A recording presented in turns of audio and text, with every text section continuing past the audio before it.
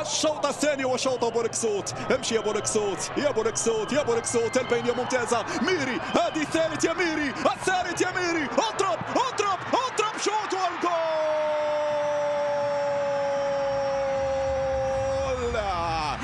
أسامة يا أسامة عاد إليكم من جديد ليحسم للنخبة المغربية. هكذا النهاية السعيدة، هكذا الخاتمة ببصمة مغربية، هكذا لمسة الإبداع يا أسامة يا المليوي.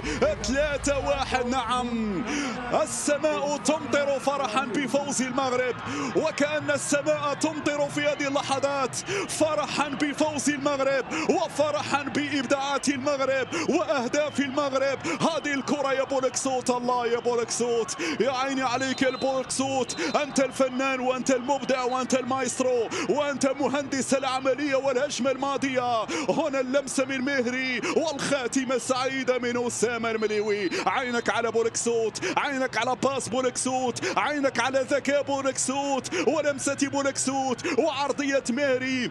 ثالث أسيست لمهري في هذه البطولة، والهداف القادم خليفة الكعبي على مستوى هدافي الشان.